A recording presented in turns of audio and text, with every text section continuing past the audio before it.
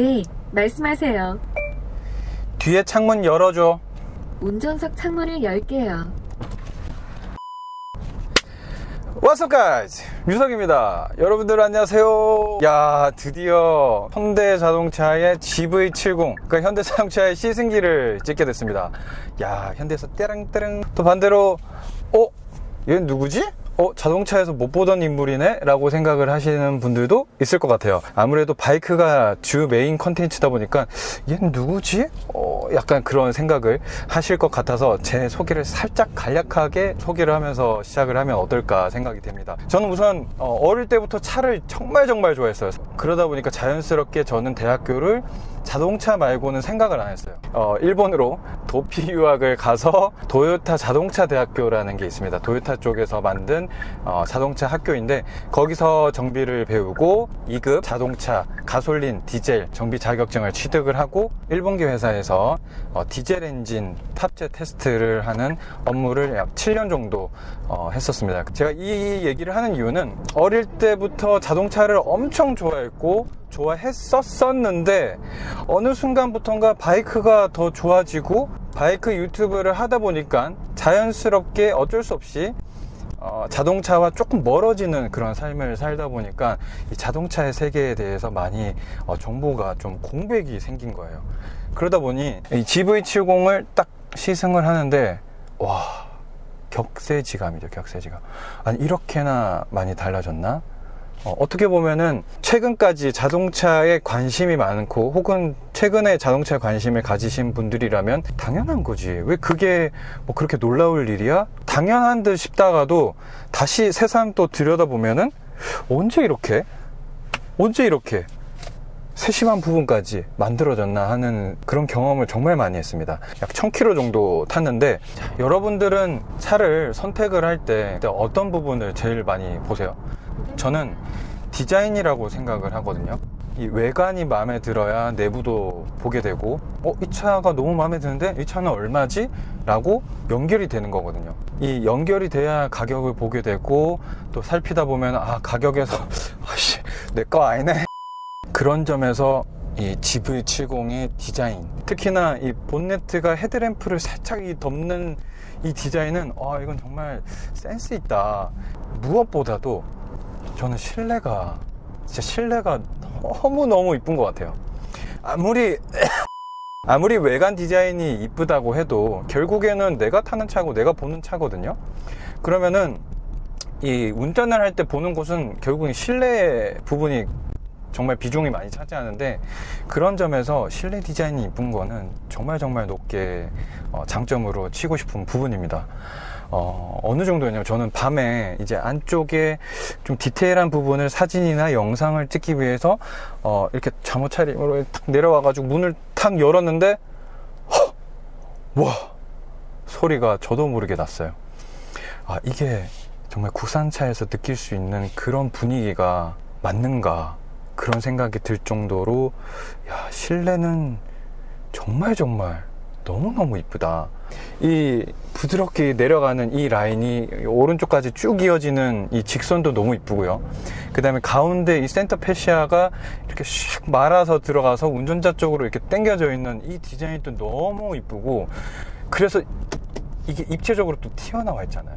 저는 이 디자인이 너무 좋습니다. 실내 어느 부분보다 여기 가운데 이 부분이 너무너무 좋습니다.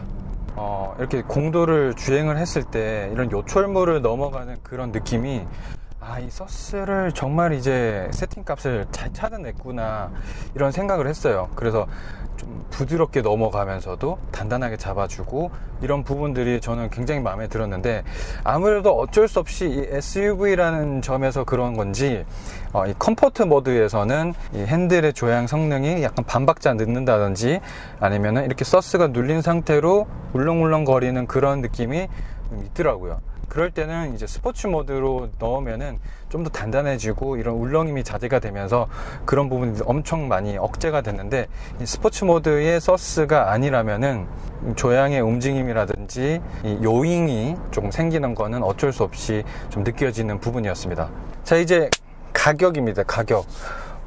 이 가격을 말씀드리고 이제 TMI 시승기로 넘어갈 텐데, 가격이 좀 궁금해가지고 실제로 견적을 한번 넣어봤어요. 이번에 쭉 시승을 하면서 이 부분은 필요한 옵션이고 이 부분은 필요 없겠다 하는 부분을 보면서 두 가지를 뽑았어요.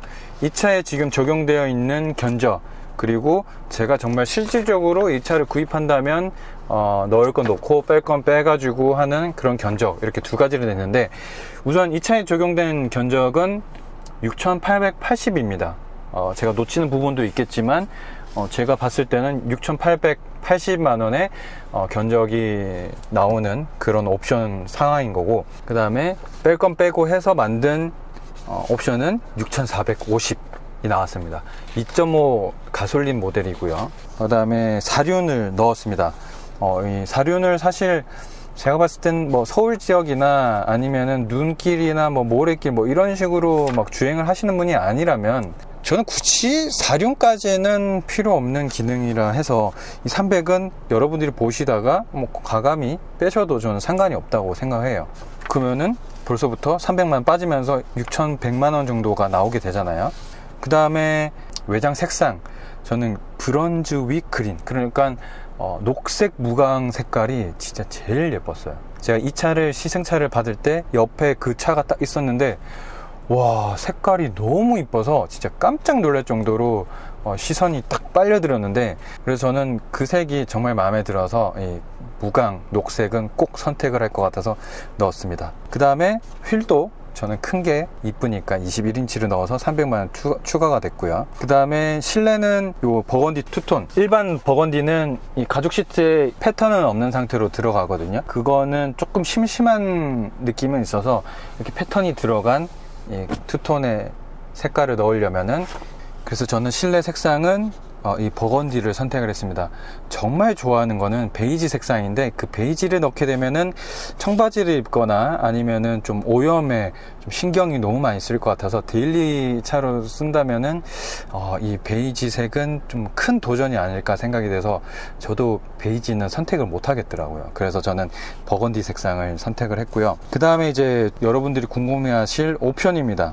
퍼퓰러 패키지를 넣지 않았어요. 퍼퓰러 패키지를 넣지 않고 그냥 정말 옵션 선택에서만 넣었던 건 뭐냐면, 이제 헤드업 디스플레이 넣고요. 그 다음에 파노라마 썬루프 요거 넣습니다. 저는 이제 개방감을 좋아하기 때문에 파노라마 썬루프 넣고, 그 다음 드라이빙 어시스트 패키지 1, 2를 넣습니다. 1에는 일반적인 기능밖에 없더라고요. 뭐 전방 추돌 방지, 뭐 센서 요 정도, 뭐 카메라 이렇게만 들어가는데, 저는 이 차를 만약에 선택을 한다면 특히나 제네시스고 GV70 정도면은 HDA, 그러니까 앞차를 따라가고 이게 차선 유지해주고 요 정도 기능은 넣어야 되지 않을까 이런 생각을 꼭 하기 때문에 이 드라이빙 어시스트 패키지 2를 넣었습니다. 그래서 옵션은 요렇게 넣었고, 그래서 총 6,450이 나오게 된 거죠.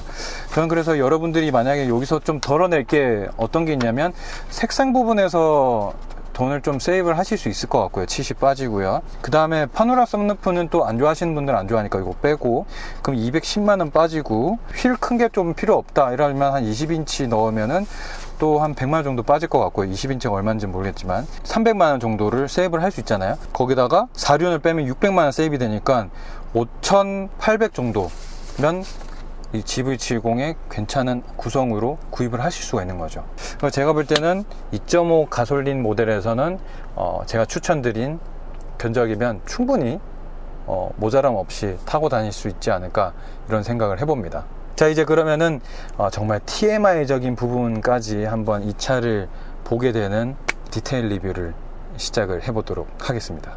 자, 이 TMI는 이 세 가지를 말씀을 드릴 건데요. 섬세한 기능이라고 생각을 했던 점, 그 다음에 자잘한 장점, 그 다음에 개선됐으면 하는 부분, 요건 이제 개발진 분들에게 좀 말씀을 드리고, 또 현대에게, 제네시스에게 말씀을 드리는 그런 부분이기도 하고, 여러분들이 타셨을 때 조금의 불편함으로 느껴지는 그런 부분이라고 생각을 하시면 될 것 같습니다. 정말 현대가 이런 부분까지 이제 신경을 쓰는구나, 쓰는 여유가 되구나, 혹은 이런 디테일한 부분까지 만들어 나가구나 라는 걸 느꼈어요. 그래서 자, 그러면 첫 번째부터 말씀을 드릴게요. 바로 이 규정 속도를 넘었을 때 이 무드등 색깔이 빨간색으로 변합니다. 이 알림을 하는 것만 아니라 이 무드등 색깔까지 빨간색으로 하면서 좀 더 알려주는 거죠, 운전자에게. 이런 기능이 사실은 안 해도 되는 그런 기능인데 요런 게 들어가면 좋지 않을까 하면서 개발진들이 검토를 하고 적용을 하는 데까지는 분명한 시간이 걸리고 노고가 들어간단 말이죠. 근데 이런 부분까지 들어갔다는 거, 저는 이거 정말 좀 세심하게 기능을 담았구나 이런 생각을 하면서, 그 다음에는 이제 130이 넘어가면은 이 버킷 시트를 조우고, 그 다음에 110이 되면 다시 이렇게 느슨해지는 이 버킷 시트가 굉장히 좀 똑똑하다고 느껴졌어요. 이거는 이미 다른 모델에서 적용이 됐을 거라 생각을 하는데, 이런 부분까지 신경 쓴다는 거. 자, 그 다음에는 이제 시동을 끄고 내렸을 때 이 무선 충전을 여기 놓잖아요. 이 위치도 정말 마음에 들고 한데, 여기에 두다 보면은 이 깊은 곳이다 보니까 좀 놓고 깜빡하고 지날 수가 있거든, 내릴 수가 있거든요. 특히나 저희 아버지 항상 차에 놔두고 올라오셔가지고 집에 오시면 차에 핸드폰 좀 놔두고 가서 가져온나 이러거든요. 그런 기능이 바로 여기 담겨져 있다는 거. 핸드폰을 깜빡하셨다, 여기 충전기에 있다 라는 거를 한 번 더 알려주는 거. 그리고 뒷자리도 확인해달라. 뒷자리에 누군가 있거나 애견이 있거나 아니면은 우리 애기가 안에 있으면은 또 두고 깜빡하고 내리는 경우가 한 번이라도 있을 수 있거든요. 그런 부분까지 챙겨준다는 그런 기능, 이런 기능도 좀 세심한 부분이 아닌가 이런 생각을 했습니다. 또 마지막으로 하나는 이 외부 공기가 안 좋을 때 제가 환기를 하려고 이렇게 살짝 문을 내렸어요. 그랬더니 이 외부 공기가 안 좋다고 문을 싹 닫더라고요. 그래서 문이 갑자기 딱 닫히길래 뭐지? 이랬는데 외부 공기가 안 좋기 때문에 문을 닫고 놀랬어. 아니, 이런 기능까지 이제 들어가? 이런 기능까지 신경을 써? 자, 그 다음에는 이제 자잘한 장점을 말씀을 드리고 싶어요. 자, 이 첫 번째는 이 통풍 시트인데, 예전에 G70을 시승을 했을 때 통풍 시트는 소음이 되게 많이 컸어요. 확실히 3단으로 딱 틀었을 때는 뒤에서 전체적으로 이 통풍 시트의 소리가 한 소리가 굉장히 컸거든요. 근데 이번에 이 통풍 시트는 3단으로 틀어도 소리가 많이 억제됐거나 혹은 모터를 그 정도까지 많이 안 돌리면서 소리가 많이 억제가 된 게 느껴졌습니다. 확실히 옆에 다른 분들이 지나가면서 이 GV70을 많이 시선을 가져가죠. 뒤에도 보고 사진도 찍고. 자, 그 다음에는 이 내비의 인터페이스입니다. 이쪽에 보면은 예전부터 기능이 있던 건데 한 번 더 언급을 드리는 겁니다. 우리가 지도를 검색을 할 때 손글씨로 쓰잖아요. 근데 이런 기능이 과연 외제차가 따라할 수 있을까? 국산차만큼 더 우리 한글을 잘 인식할 수 있는 인터페이스를 만들 수 있는 메이커가 과연 무엇이 있을까 생각을 해보면 저는 없을 거라 생각하거든요. 그래서 정말 한글을 잘 인식하는, 그리고 이 손글씨를 잘 인식하는 인터페이스는 현대차 말고는 없을 것 같다. 그리고 지울 때 이렇게 간단하게 하면서 정말 손글씨로 편하게 쓸 수 있고 자잘한 장점 중에 하나로 이것을 넣었습니다. 그 다음 말씀드리고 싶은 부분은 개선이 됐으면 하는 부분, 좀 아쉬운 부분, 조금의 단점, 이런 걸로 볼 수 있는 부분일 것 같은데, 일단 첫 번째는 이 인터페이스입니다. 이 인터페이스 구성이 클릭을 하거나 아니면은 오른쪽으로 제끼면은 그 기능의 세부 기능으로 들어가게 되거든요. 근데 반대로 왼쪽으로 나가게 되면은 이렇게 왼쪽으로 제끼면 나가게 되는데, 한 번 더 당기면은 완전 홈으로 나가게 됐으면 좋겠어요. 그 세부 설정에 들어갈 때는 오른쪽, 그 메뉴를 나갈 때는 또 왼쪽 하다가 완전히 홈으로 가는 거는 또 왼쪽이 안 되거든요. 왼쪽으로 완전히 가려면 또 위로 올려서 이 홈 버튼을 눌러줘야 됩니다. 아니면은 이렇게 터치로 눌러줘야 되는 거죠. 이 홈까지 이 왼쪽으로 제끼는 걸로 나가줬으면 좋지 않을까, 이런 생각을 해봤습니다. 자, 그 다음 두 번째는 이 사이드 미러가 내려가는 속도, 그러니까 우리가 후진을 딱 지금 넣으면은 사이드 미러가 이렇게 내려주거든요. 근데 이게 바로 내려가는 게 아니라, 만약에 제가 사이드 미러가 좁혀져 있으면 오른쪽으로 갔다가 그 다음에 다시 내려가고, 이거 복귀를 하면 다시 올라갔다가 다시 좁혀지고 이렇게 되거든요. 근데 저는 이게 좀 한 번에 됐으면 좋겠어요. 대각선으로 이렇게 쭉 다시 복귀하면 쭉 이런 식으로 복귀를 해서 좀 더 빠르게 왜 한국인들이 타는 차잖아요. 제일 메인은. 한국인들 성격이 얼마나 급합니까? 저를 포함해서. 제가 딱 봤는데 후진을 딱 하려고 딱 봤는데 이게 사이드 미러가 내려가는 게 시간이 걸려요. 0, 1, 2, 3, 4초가 걸립니다. 이게 조금 더 빨라졌으면 좋겠어요. 왜냐면 주차를 할 때는 D와 R을 반복을 하는데 이게 빠르게 못 가니까 조금 시간이 걸리더라고요. 전 그래서 좀 더 빨라졌으면 좋겠다 이런 생각을 해봤습니다. 자, 그 다음은 이 비상등이에요. 요즘에 비상등 같은 경우에는 비상등을 놓고 있다가 예를 들면은 옆에 세웠단 말이죠. 잠깐. 그러고 내가 다시 출발을 하기 위해서 왼쪽 깜빡이를 넣어요. 그러면은 이 비상등보다 왼쪽 깜빡이를 나중에 눌렀기 때문에 왼쪽 깜빡이가 뜨게 되고 비상등은 죽어버리거든요.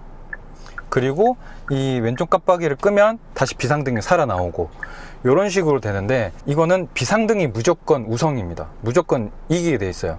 그래서 왼쪽 깜빡이를 넣고 비상등을 누르든 아니면은 비상등을 누르고 왼쪽 깜빡이를 넣든 무조건 이 비상등이 이기게 되어 있는데 저는 이런 상황이 있단 말이죠. 비상등을 놓고 세웠다가 출발하기 위해서 사이드에 이렇게 방향 지식을 넣는데 그럴 때 비상등을 꺼줘야 되는 이런 번거로움이 있어서 저는 나중에 누른 게 이기게끔 그렇게 수정이 되면은 좀 좋지 않을까 이런 생각을 해봤습니다.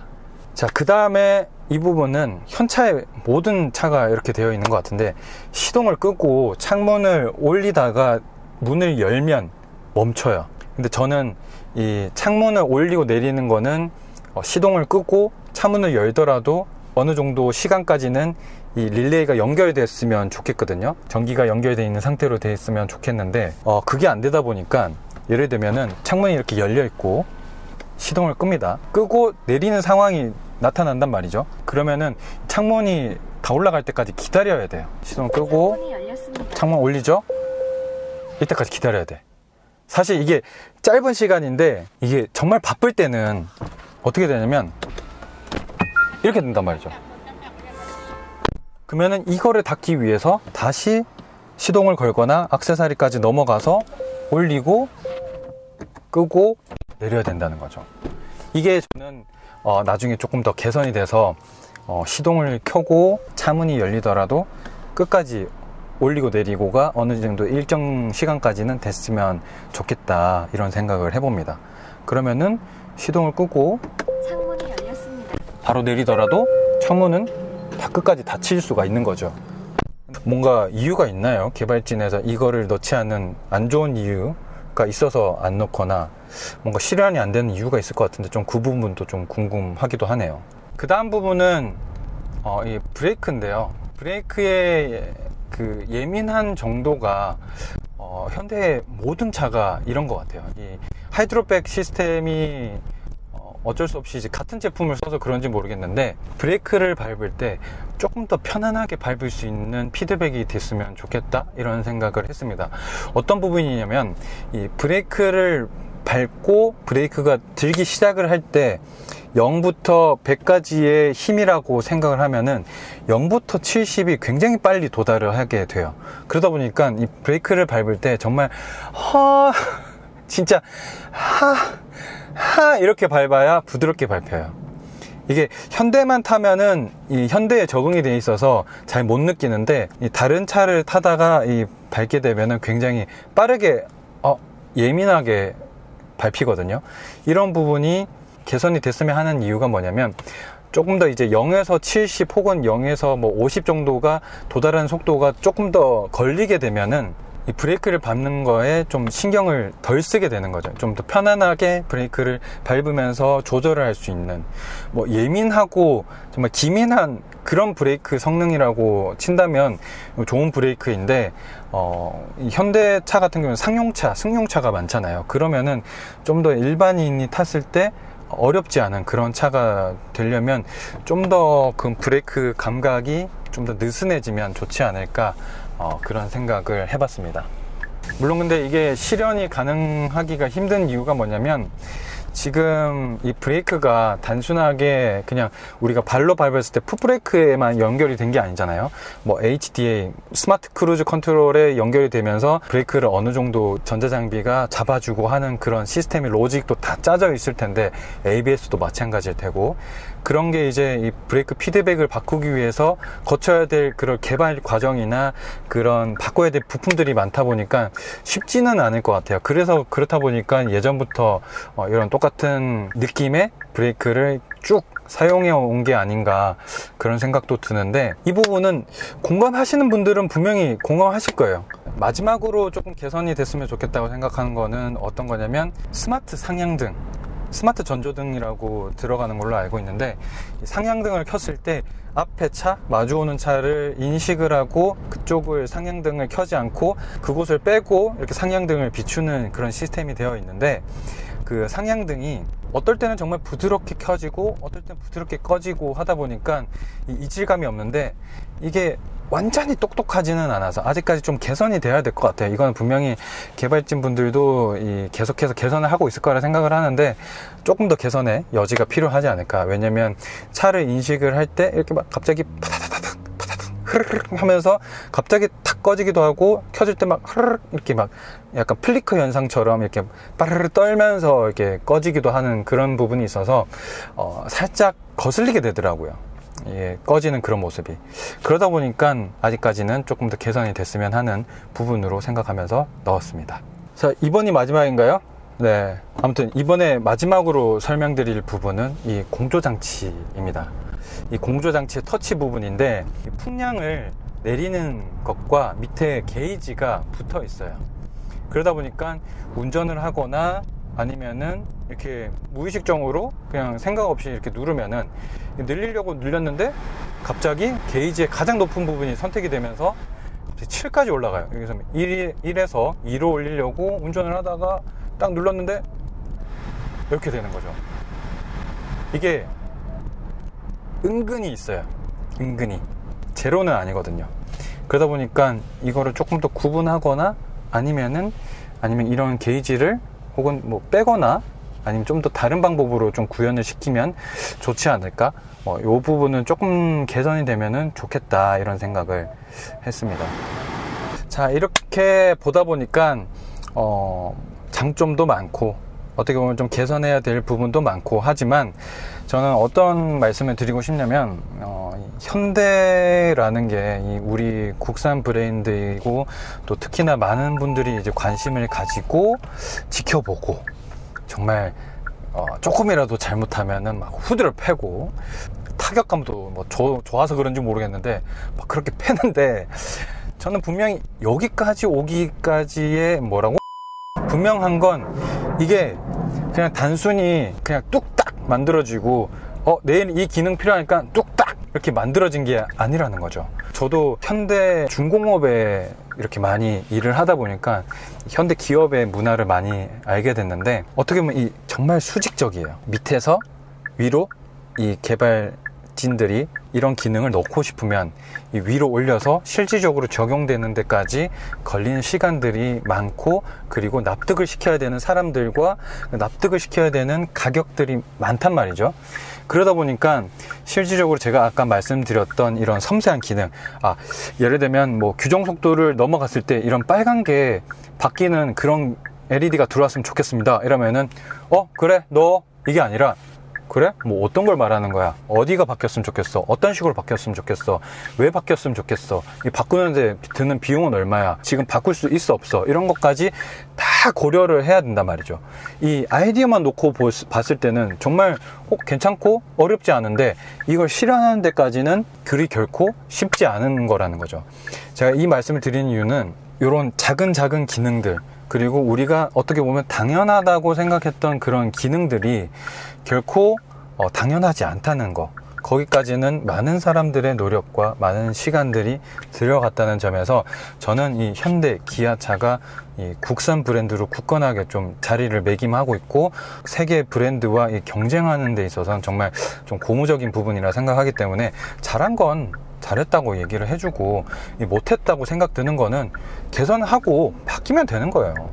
아까 제가 이제 개선이 됐으면 좋겠다라고 말씀드렸던 그런 기능들은 충분히 개선의 여지도 있고, 그리고 또 앞으로 개선할 거라고 저는 생각할 때는 그런 부분도 있다 보니까, 왜냐면 이렇게 당연하게 느껴지는 이 기능들도 결국에는 다른 브랜드들이, 우리가 생각하는 대우나 삼성이나 쌍용이나 이런 브랜드들이 당연하게 못 놓고 있잖아요. 왜냐면 그게 쉬운 게 아니거든요, 결코. 그러다 보니까 저는 이 정도의 기능, 그리고 이런 섬세한 기능까지 넣어진 부분이 그래서 더 감동이었던 거예요. 앞으로 이제 뭐 현대차를 비롯해서 자동차 시승기도 조금씩 많아질 텐데, 여러분들이 실질적으로 이 차를 구매를 하거나 여러분들의 입장으로 좀 전해드리면 좋을 것 같다는 생각으로 이번 자동차 시승기를 제작을 했고, 또 이렇게 오늘 마무리를 해볼까 합니다. 다음에 저는 또 다른 시승기로 인사를 드리도록 하겠습니다. 감사합니다. 류석이었습니다. 안녕. 조금 개선됐으면 하는 기능 중에 하나도 이 음성 기능이에요. 그 기능 명령의 다양성이 아직은 좀 떨어지는 것 같아요. 많이 이제 데이터베이스가 안 쌓여서 그런지 몰라도. 네, 말씀하세요. 뒤에 창문 열어줘. 운전석 창문을 열게요.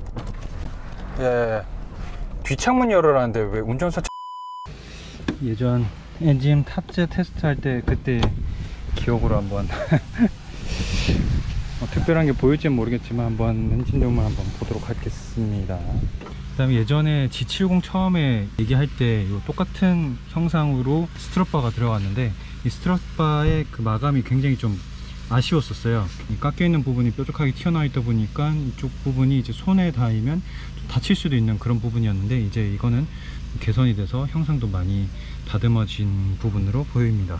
이것도 사실은 90도로 이렇게 꺾이기 때문에 부합을 발생시킬 수 있는 부분이라 이렇게 들어갔다가 꺾여서 밑으로 내려가는 형상이 되어 있어서 이렇게 매끄러운 부분이라고는 볼 수 없습니다. 야, 이런 성령 S자 이게 쉽지 않거든요. 이게 라디에이터는 라인은 이쪽으로 꺾여 있고, 요거랑 연결시키기 위해서 이쪽으로 직선으로 하자니 요게 간섭이 되고, 그러니까 이렇게 휘었다가 다시 말려 들어가는 이렇게 S자로 말린 이 형상도 금형이 쉬운 부분이 아닌데 이렇게 만들었네요. 이것도 결국에는 이거 비용으로 연결되는 부분입니다.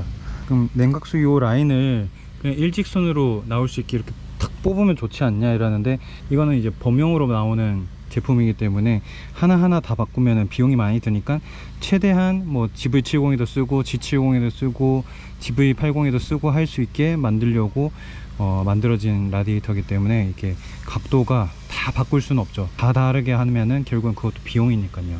개인적인 생각으로는 지금 엔진룸에 공간이 많이 있어서 2.5 터보는 설계하는 데서는 크게 어렵게 하지는 않았을 것 같거든요. 에어 필터도 굉장히 쉽게 수리가 가능하게끔 되어 있고, 진동 한번 보겠습니다.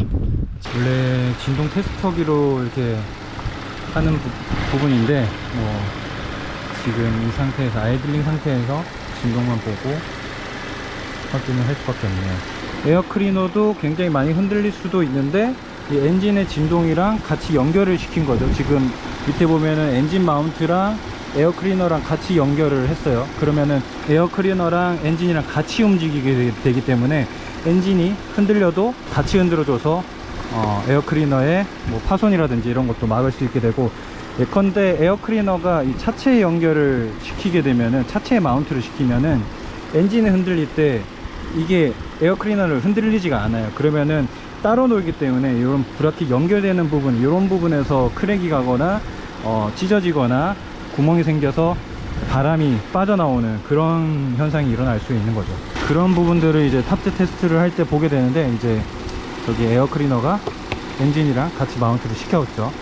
그러다 보니까 그런 우려는 없고, 심지어 에어 클리너를 저기 엔진 마운트를 연결할 때 저기 부분이 고무 마운트가 있어서 흔들림을, 진동을 흡수시켜주는 역할을 해서 한 번 더 그런 진동에 생길 수 있는 문제를 더 막은 부분으로 보입니다. 그 다음에 이런 부분도, 이런 호스 라인도 그냥 이거를 짚고 연결하게 되면은 엔진이 흔들릴 때 따로 움직이게 되는데, 이 부분에서 생길 수 있는 파손, 계속해서 스트레스가 누적되면은 계속 갈고 갉아서 찢어질 수 있는데, 그런 부분들이 안 생기게끔 한 번 더 보호를 한 것으로 보입니다. 이거는 신경을 많이 쓰고 경험에서 우려나온 그런 노하우인 거죠. 이것도 이 진동이 흔들려서 여기 이제 깨져 나갈 수도 있는데, 이제 브라켓도 한 번 더 힘줄을 줘서 더 강하게 만들었고, 그다음에 여기 밑에도 마운트를 완전히 결속시킨 게 아니라 이렇게 고무를 하나 삽입을 하고 함으로써 이제 진동에서 조금 놀면서 마운트 역할을, 흡수 역할을 해주는 부품으로 보여집니다. 궁금한 거는 바디어스를 ECU에서 빼가지고 지금 하나하나 다 배선이 따로 어스가 연결되어 있거든요. 바디어스 선이 하나가 아니라 여러 개인 거는 좀 신기하네요. 어떤 이유인지 궁금하기도 하고. 저기 오토 센서가, 두 번째 오토 센서가 배선이 급격하게 저렇게 꺾여 있는 부분은 그리 좋은 형상은 아닌 것 같은데, 저것도 결국엔 고온이고 그 다음에 시간이 지나면 저기서 선이 끊어질 수 있는 가능성이 있기 때문에 좋은 형상은 아니라고 생각은 합니다. 네, 엔진룸은 이 정도로 보면 되지 않을까 싶습니다. 네, 특별히 이상이 있거나 문제가 될 만한 부분은 없어 보이고요. 오히려 신경이 많이 써 있다는 게 느껴집니다. 이런 부분이라든지. 네, 엔진룸은 이렇게 보면 될 것 같습니다.